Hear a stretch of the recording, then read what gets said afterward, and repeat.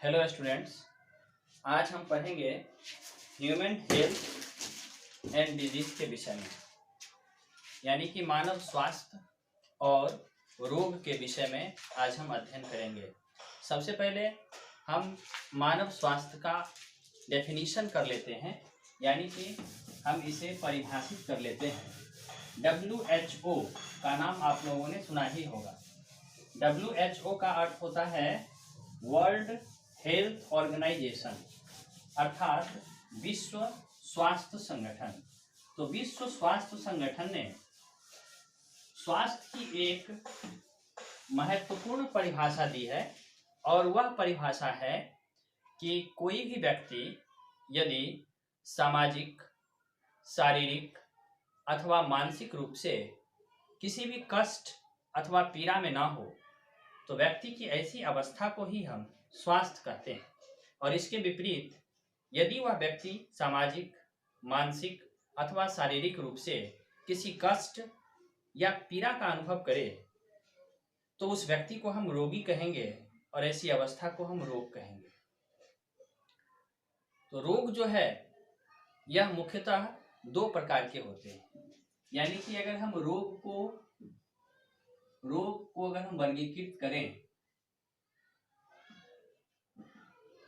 Disease दो प्रकार के होते हैं। सबसे पहली जो बीमारी है उसको हम बोलते हैं संक्रामक बीमारी, संक्रामक रोग, और दूसरा है असंक्रामक रोग। संक्रामक रोग और असंक्रामक रोग, यानी कि कम्युनिकेबल डिजीज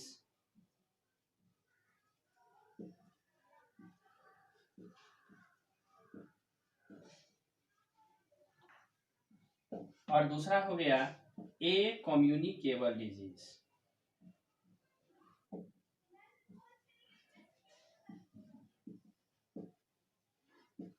संक्रामक रोग और असंक्रामक रोग।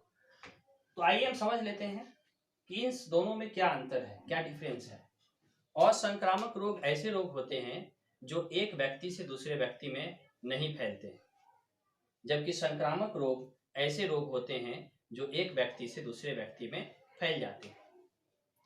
अब असंक्रामक रोग को अगर हम वर्गीकृत करेंगे तो इसको हम इस तरह से वर्गीकृत कर सकते हैं। असंक्रामक रोग में सबसे फर्स्ट में हम लिखेंगे उम्र के साथ बढ़ने वाले रोग। उम्र के साथ बढ़ने वाले रोग, यानी वैसे रोग जो उम्र के साथ बढ़ते हैं। एग्जाम्पल इसका क्या हो जाएगा? इसका एग्जाम्पल हो जाएगा मधुमेह, डायबिटीज, उच्च रक्तचाप यानी हाई ब्लड प्रेशर,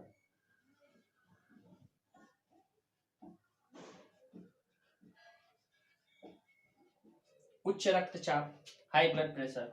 और इसके बाद और भी कई तरह की बीमारियां हैं, जैसे कि हृदय संबंधी रोग, अर्थराइटिस,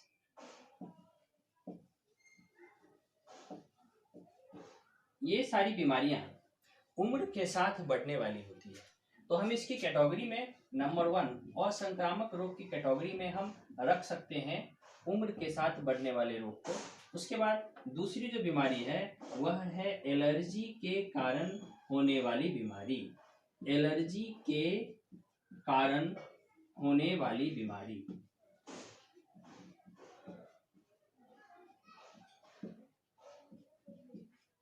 अब एलर्जी के कारण होने वाली बीमारी कौन कौन सी है? ब्रोंकाइटिस, सांस संबंधी रोग है, यह एलर्जी के कारण होता है। उसके बाद अस्थमा यानी दम्मा, यह एलर्जी के कारण होता है। आंखों से पानी चलना या फिर त्वचा के किसी भी हिस्से पर दाना हो जाना या लाल लाल उसमें से पानी चलना, लाल लाल चिन्ह हो जाना, ये सब एलर्जी है। खांसना, छींकना, ये सब एलर्जी से उत्पन्न रोग है। ये रोग एक व्यक्ति से दूसरे व्यक्ति में कदापि नहीं फैल सकते हैं। उसके बाद एलर्जी के बाद की जो बीमारी है, तीसरी बीमारी हम आपको बता दूं, ये है प्रदूषण के कारण होने वाले रोग। प्रदूषण के कारण होने वाले रोग, अर्थात ऐसी बीमारियां जो प्रदूषण की वजह से होती है, प्रदूषक के कारण होता है, और इसके कारण कई प्रकार की बीमारियां होती है, जैसे कि सिलिकोसिस, एस्बेस्टोसिस।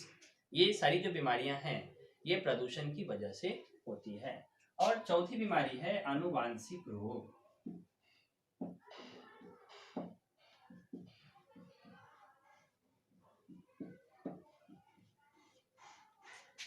तो इस प्रकार से हमने देखा कि असंक्रामक रोग को, ए कम्युनिकेबल डिजीज, ऐसे रोग जो एक व्यक्ति से दूसरे व्यक्ति में नहीं फैलते हैं, ऐसे रोग को हम असंक्रामक रोग की श्रेणी में रखते हैं। तो असंक्रामक रोग में जो फर्स्ट है उसको मैंने इस प्रकार से वर्गीकृत किया है, उम्र के साथ बढ़ने वाले रोग।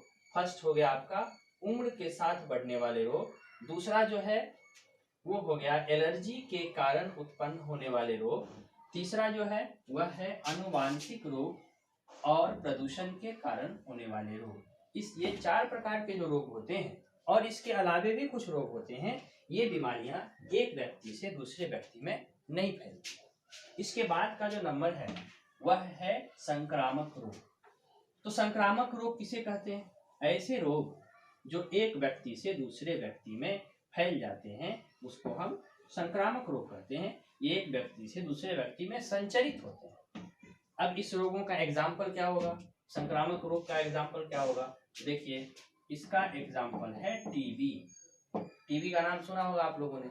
टीबी को हम ट्यूबरकुलोसिस कहते हैं। यह माइकोबैक्टीरियम ट्यूबरकुलोसिस नामक बैक्टीरिया से होता है। यह बीमारी खांसने और छींकने से एक व्यक्ति से दूसरे व्यक्ति में हो जाती है। उसके बाद मलेरिया,